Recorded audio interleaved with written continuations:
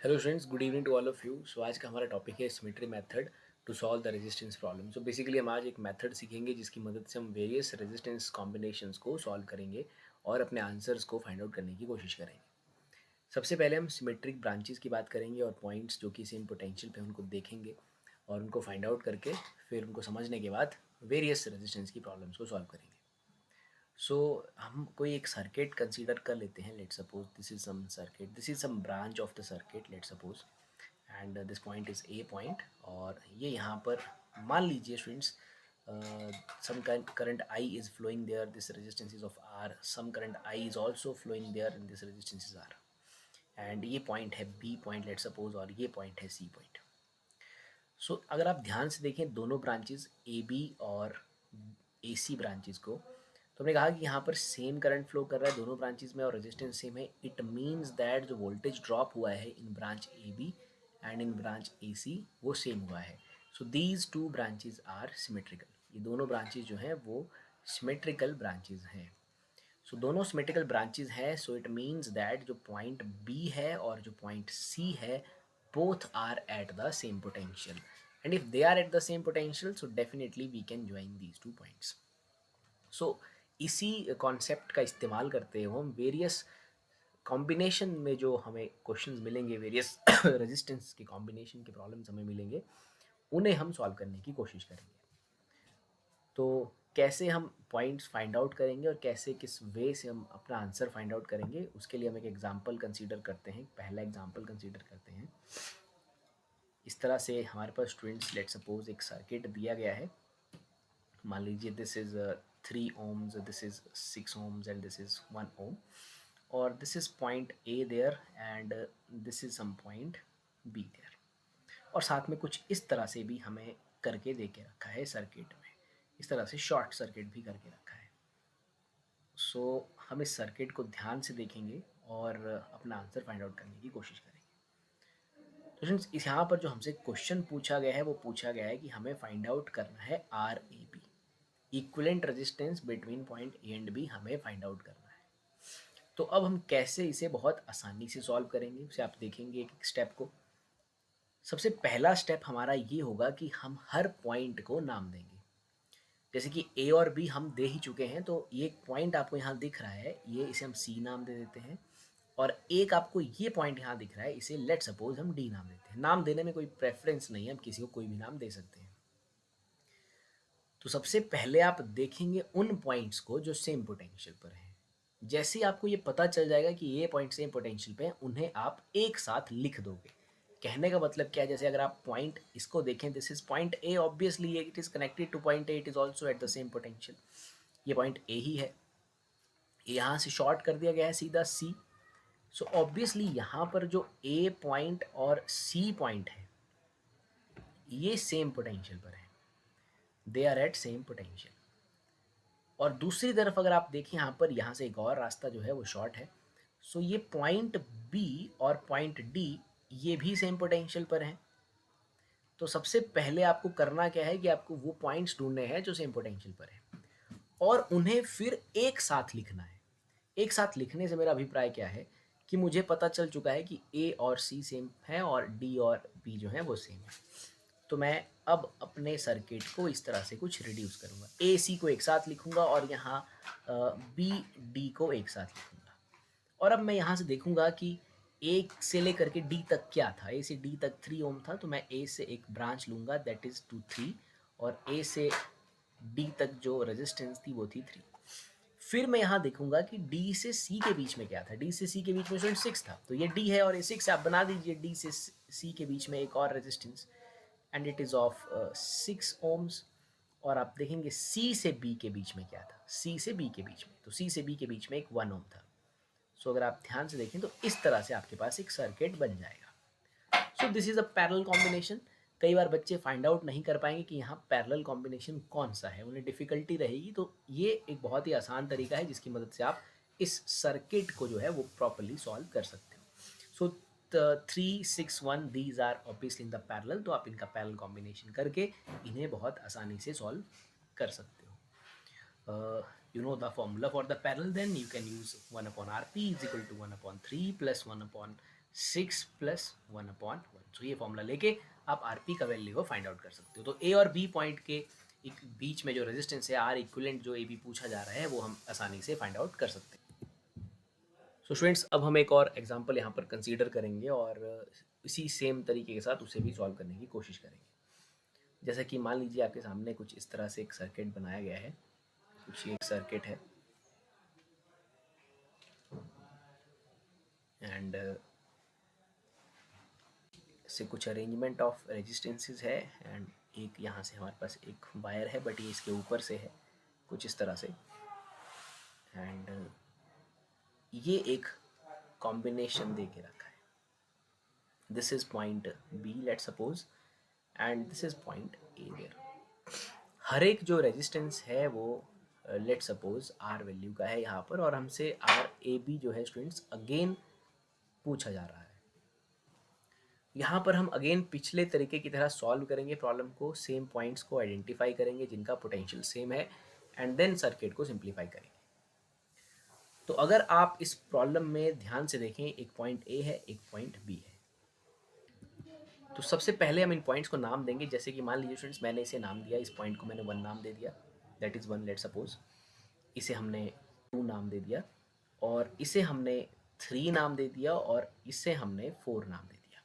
अब हम देखेंगे कौन कौन से जो पॉइंट्स हैं जो बिल्कुल सेम पोटेंशियल पर हैं और आइडेंटिकल हैं। तो सबसे पहले हम ए देखते हैं, ए के बाद सीधा 1 आता है, सो ए और 1 आर सेम एंड देन ए से ये सीधी ये जो ब्रांच जाती है सीधा 3 पे। तो यहाँ से हमें पता चलता है कि ए 1 और 3 जो कि हैं वो आइडेंटिकल हैं। तो हम ए 1 3 को एक साथ लिख लेंगे। उसके बाद हम पॉइंट्स को देखें, देखिए आप 2 पॉइंट को देखिए, आप 4 को देखिए और आप बी को देखिए, बीच में कोई रेजिस्टेंस नहीं है। सो 2 4 और B they are again identical, equipotential, same potential पर हैं। सो मतलब मैं बी पॉइंट 4 पॉइंट और 2 पॉइंट को एक साथ लिख सकता हूँ। इस तरह से मैंने बहुत से पॉइंट एक साथ कर लिए, A13 और B42। अब मैं देखूंगा कि A से लेकर के 2 के बीच में क्या था, 1 से 2 के बीच में क्या था, 1 से 4 के बीच में क्या था और देन मैं आसानी से अपने सर्किट को सॉल्व कर पाऊंगा। अब देखेंगे 1 से लेकर के 2 तक वी हैव अ रेजिस्टेंस, यहाँ 1 है यहाँ 2 है, सो A 1 से लेकर के 2 तक आप एक R बना लीजिए। फिर आप देखेंगे यहाँ 4 से 3 तक आपको एक रेजिस्टेंस और दिखेगा। So this is 4 this is 3, तो ऑब्वियसली अब 4 या 3 या 3 या 4 के बीच में एक और रेजिस्टेंस है हमारे पास, इसे हम R दे देंगे नाम। अब यहाँ देखिए 2 और 3, अगेन स्टूडेंट्स 2 और 3 के बीच में भी एक R है, 2 और 3 या 3 या 2 जिसे हम कहें।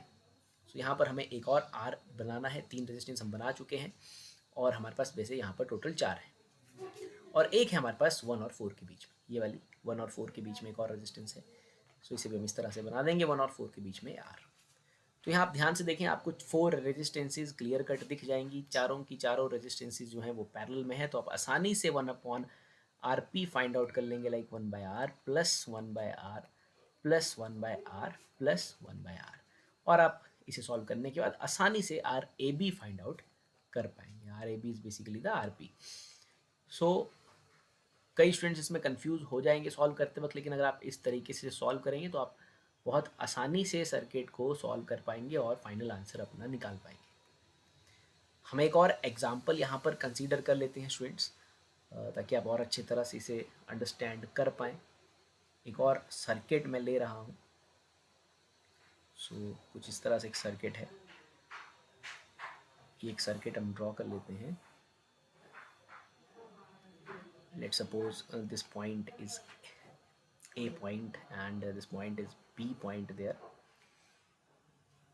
और यहाँ से एक ब्रांच और है हमारे पास और एक रेजिस्टेंस और है। कुछ इस तरह से सर्किट हमें दे के रखा है और स्टूडेंट्स एक कुछ इस तरह से है एंड एक कुछ इस तरह से सर्किट है, इसके ऊपर से वायर है। ये एक सर्किट हमें दे के रखा है और ये let suppose resistances R R R value की, ये डिफरेंट भी रहेंगी तो भी हमें कोई फ़र्क नहीं पड़ेगा। हमें बस अपने वो पॉइंट्स फाइंड आउट करने हैं जो सेम पोटेंशियल पर है, जो हमें डायरेक्टली दिख जाएंगे उनको हम कंसीडर कर लेंगे और एक जगह पर रख लेंगे। सो ये आर आर आर ये रेजिस्टेंसेस कुछ इस तरह से बना के रखी गई हैं स्टूडेंट्स। तो हमें पता है कि हमारा जो पहला स्टेप है उस स्टेप में हम पॉइंट्स को नाम देते हैं। लेट्स सपोज मैं ये पॉइंट पहला तो ऑब्वियसली ए है, तो ये बी है, ये नाम ऑलरेडी है। लेट्स सपोज मैं इसे 1 नाम देता हूँ, इसे मैं 2 नाम देता हूँ स्टूडेंट्स, और इसे मैं 3 देता हूँ, और इसे मैं 4 देता हूँ। 4 पॉइंट्स हमारे पास ये हो गए, एंड ए और बी हमारे पास ऑलरेडी है। तो अब सबसे पहले हम देखेंगे कि ऐसे कौन कौन से पॉइंट्स हैं जो बिल्कुल आइडेंटिकल हैं। अगर आप ध्यान से देखें, पॉइंट ए, इसके बाद डायरेक्ट 1 आया, 1 के बाद सीधा 2 आया। सो मैं ये कह सकता हूँ कि 1A और 2 they are at the same potential. So 1A 2 को मैं एक साथ लिख लूँगा। फिर मैं बाकी पॉइंट्स को ध्यान से देखूँगा। तो अगर मैं यहाँ पर 4 पॉइंट को देखूँ और मैं 3 पॉइंट को देखूँ, 4 और 3 को स्टूडेंट्स, 4 और 3 भी एक साथ हैं, तो मैं 4 और 3 को भी एक साथ ले लूँगा। तो कुछ इस तरह से 4 और 3 साथ में आ जाएंगे। तो मेरे पास आप देखिए 1 2 3 4 आ चुका है, ए आ चुका है, बचा है बी।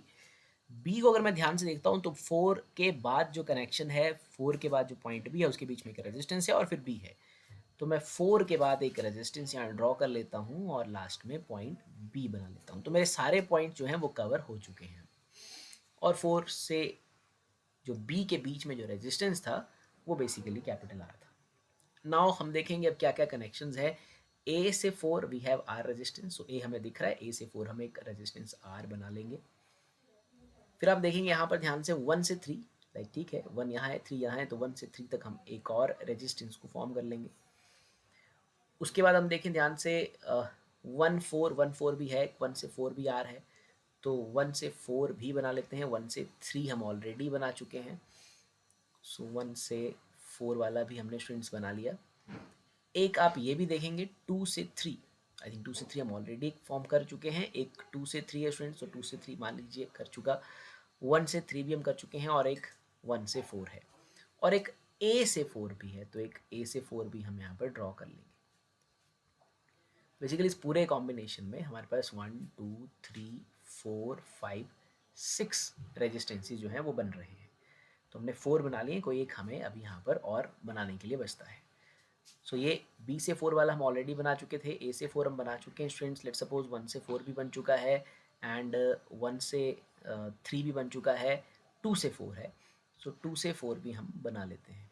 बेसिकली टोटल जो रेजिस्टेंसीज हैं वो 5 हैं, और ये एक 4 से बी वाली जो आखिरी वाली वो हम ऑलरेडी यहाँ फॉर्म कर चुके हैं। हमने सिर्फ पॉइंट्स देखे, A1 2 एक साथ हैं, 4 3 एक साथ हैं, तो हमें सिर्फ देखना है ए से 4 कितना है। हाँ, एक आर है, उसे हमने ड्रॉ कर लिया। एक 1 से 4 है, 1 से 4 भी एक बना लिया। एक 1 से 3 है, 1 से 3 भी बन चुका है, 2 से 3 भी बन चुका है, 1 से 3 भी बन चुका है, 4 से 2 भी बन चुका है। तो सारे हमने पाँचों के पाँचों रेजिस्टेंसेस यहाँ पर ड्रॉ कर लिए हैं, 1 2 3 4 5, और 4 और भी आगे एक आर लगा हुआ है। तो यहाँ पर पहले ये 5 रेजिस्टेंसेस आपस में पैरेलल में हैं, और इनका कॉम्बिनेशन आगे वाले आर के साथ सीरीज में है। तो इसे आप सॉल्व कर सकते हैं आसानी से। पहले इनके पैरेलल कॉम्बिनेशन को आप सॉल्व कर लेंगे, वो कि सीधा आ जाएगा, सारे सेम हैं, so it is simply r/5, and then r/5 के साथ एक इसे हम a मान लेंगे, और ये हमारा b है, और दिस इज r।